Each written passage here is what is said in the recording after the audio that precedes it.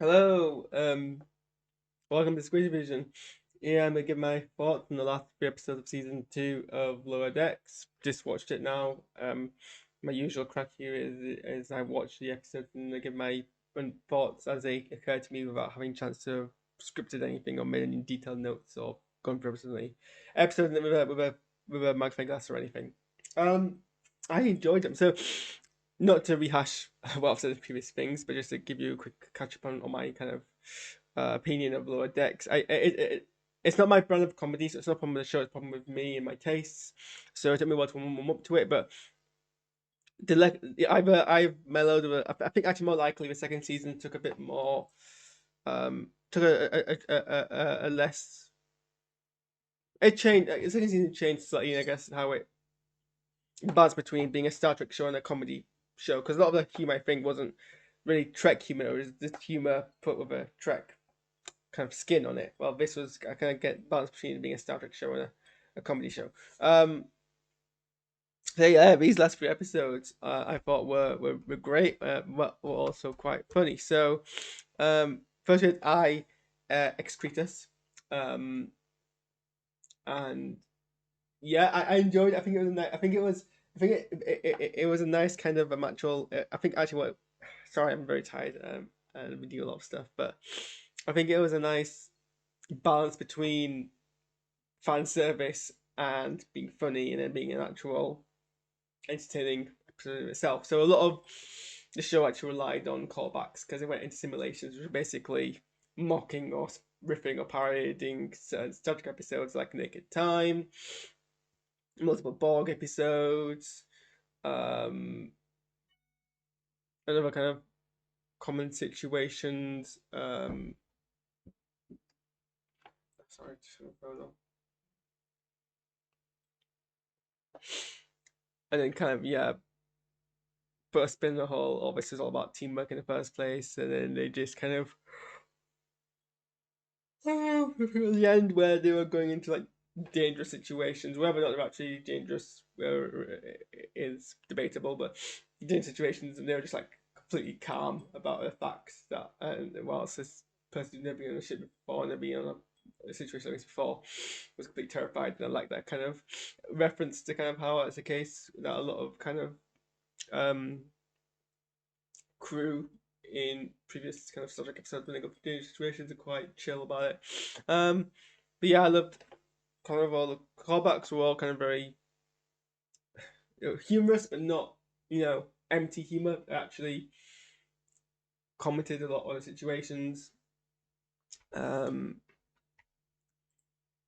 I relate to the whole. Well, I guess I don't relate to the whole 100% thing, but I kind of relate to. Yeah, that was very. Oh, excuse me.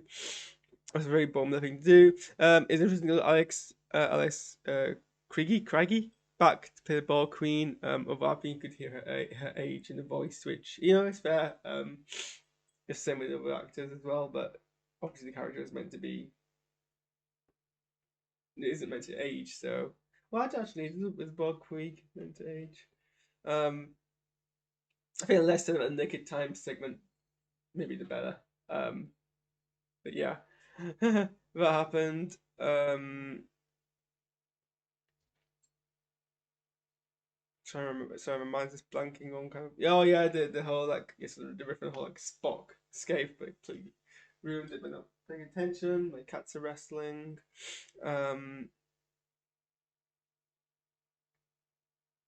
and yeah, the Spock sacrifice and not being able to open the door. Um, the whole bunch of cowboy Wild West things. The Klingon ritual suicides. And also the mirror episode that was funny as well. How they like instantly spotted her because she used the wrong arm. So yeah, that was fun. That was funny. That was episode. I enjoyed the humor of the episode. And then we move on to the next episode, which is oh god, this is where we test how good my Klingon pronunciation is. Widjudge, Widjudge. Um, and I don't like this because we got to see like the lower decks of other crew. And we've kind of seen that before in the past, but this is kind of taking the lower decks concept and applying it to two of the species, Vulcans and Klingons. And I like how it was and also Borg actually at the end, which was funny. Borg slower deck says basically, oh, generating. But yeah, I like how we got kind of this story which kind of intersected. There were multiple things in the episode that I enjoyed. It was again a funny episode, but also quite actual um had some kind of substance to it. So a list of things I enjoyed. I like the fact that when they went to Red Alert, everyone went to the stations in whatever outfit they were wearing, which I thought was hilarious. And I like it when that happens in the past in like other kind of Star Trek episodes, where someone's like in a holodeck and has to report to a bridge wearing a costume, which makes sense because you had to have to if you're off duty. So I like that you had captain in sportswear, you had people in like Renaissance outfits, people in in like physical uh, uh, exercise outfits. I like that. I enjoyed the Klingon story. It had a nice kind of progression to it, a nice kind of twist at the end, and a whole bunch of twist at the end. I like the Vulcan, the Vulcan part was hilarious, even if it didn't really conclude in a way which I find the conclusion strength. I think I'm rather than funny. That's 'cause I'm not really into Schadenfreude humor. And by the whole whole thing of she's rebelling because she slightly deviates from the path set out for her. That was hilarious. It's like if they made like a Vulcan comedy, this is what it would be. I very much enjoyed that. I need to not move away so much from my microphone. Or maybe move a bit closer to me. I'm willing to way so far. I like to kind of call back to Final Frontier. I pushed a kind of there's been like a story arc this season with the Packlets, and like how it furthered that by the reveal that it was a Klingon captain who was oh, shiny weapons to the Packlets. Although I'm not fond of Packlets because really they play too much on the ableist trope, but I've mentioned that I've talked before, so we won't rehash old topics again.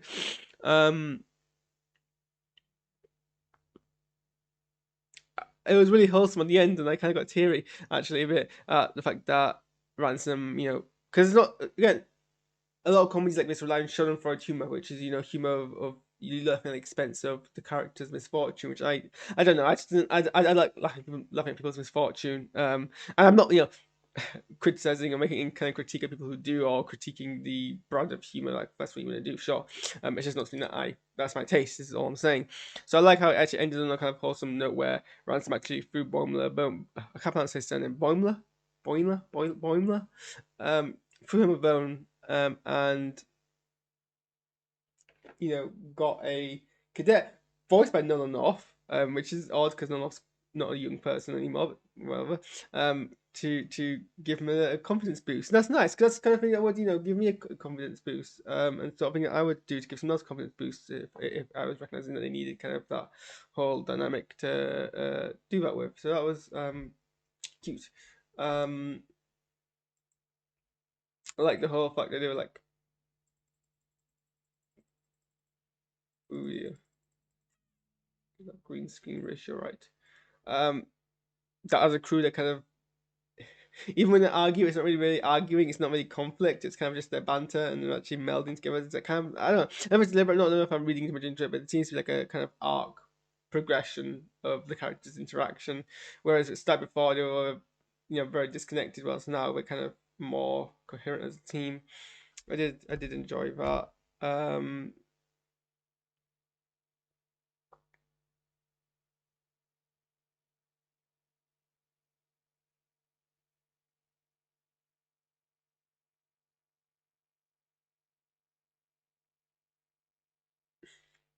Yeah, and it's like some of the other like the Klingon kind of story and like sort of progression there, but also kind of humor the whole references to Klingons during Starfleet and being immature in academies. Um, absolutely great quote from Shax about fighting fascism with a full-time job, because heck yes it is. Exhausting, but a full-time job. Um, so I found that extremely hilarious.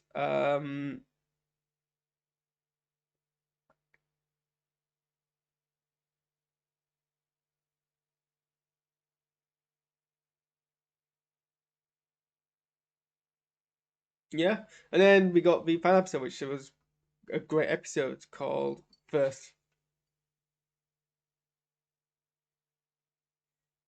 I have a new kitten. Um, and I just had noise in the room. I'm like, is that something I should be concerned about? Probably not. She's probably fine. First contact was just great from the get go. You had this like believable but kind of wholesome character conflict of the crew not wanting the captain to get promoted and leave, and then you had the kind of actual big major issue affecting the story.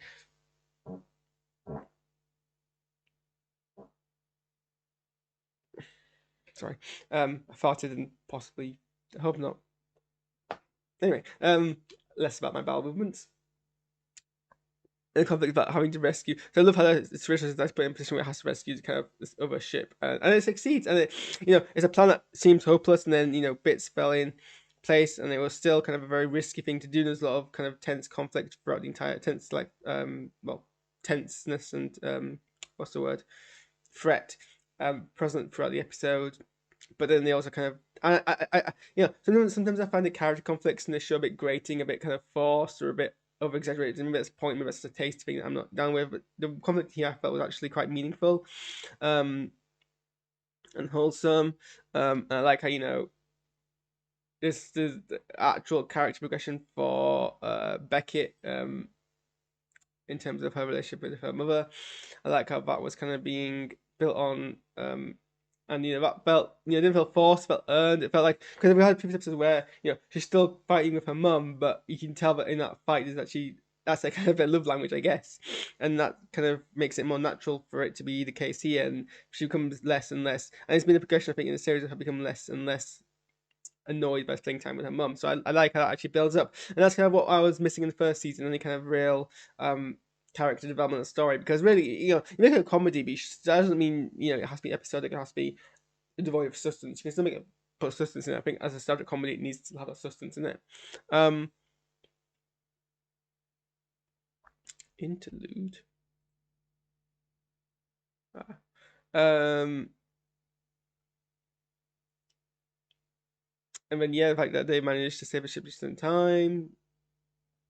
Everyone's working together. People get over kind of all differences. That was great. There was that weird moment where Rutherford apparently has a secret memory he isn't aware of, and I thought that was kind of that's interesting, and I'm actually kind of very into seeing where that goes. I hate a thing where someone achieves something they've always worked for, and then decides actually it's not what they want. They want to keep their old humble areas, and I always hate that because I think it's kind of I don't know. I just don't like it. Maybe it's because I don't know. Maybe it comes part of the whole Schadenfreude thing, but she goes basically rejects a promotion, which I guess actually is a very Star Trek thing to do. It's happened in the past, people rejecting their promotion, and then she gets arrested for presumably being framed, and that's quite I was like, what else going on? There's no comedy there. There's no punchline. There's no joke. Everyone's you know alarmed and distressed by it, and it ends on that note of a comedy that's relatively dark. So it's I think the show's dealing with drama now, not just comedy, and I think that's what's kind of warming me to it. Because where I don't particularly, if comedy doesn't meet my tastes and expectations, at least a drama can and will, and it does that here as well. So that was quite a surprising place for the show to kind of end on a cliffhanger with the captain being arrested and actually caring and not being played for laughs. It's not her being arrested because of the incompetence of the crew or anything like that. It's we don't really know what's going on here. It's weird seeing a ship kind of lose all of its hull plating, and it has like a red tint to it, which kind of reminds me a lot of what my ships look like in Star Trek Online, because I always tend to tint the color of the paint job, so it has a kind of a red sepia tint to it. I had some questions, but I can't remember what it was now, about some of the things in the show. I'm gonna drink some water though because I got a headache.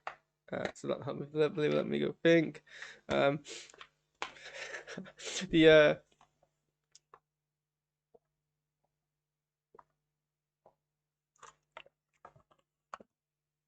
dolphin officers quite funny.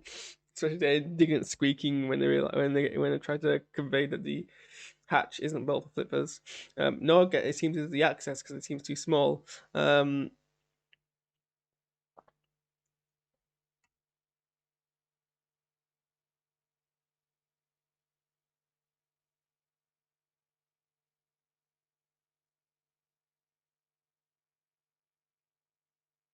I like how they I mentioned that they spend time kind of, and also Gomez is back after I think what 30 plus more years, which is a very long time for us to return to a role that they played in the past. Because really, we did Gomez dirty. She was meant to be a recurring character in Star Trek, and then I think the mixture of things from what I remember reading, from the fact that she had more of a platonic familial relationship with Geordi rather than a romantic one, which is I don't think it's a problem. Apparently, to executives it's a problem, and also she cut her hair when she wasn't supposed to.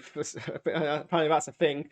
Look it up as something of the wrong actor, and for that reason they kind of stopped giving her roles on the show, which is a shame because I actually thought the character was pretty decent.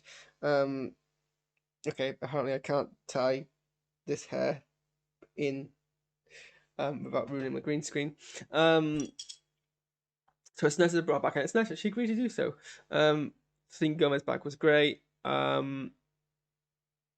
Interesting fact is this is it's easy for a ship to detach parts of it without being in space dock, and also retouch it. Actually, you'd think removing the hull is a space dock situation. I think maybe it's even been established in the past, being as that things below the extreme have to be a space dock situation.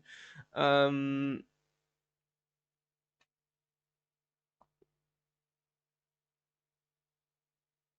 but apparently not. Apparently they're all this very modular. Maybe it's a California ship thing.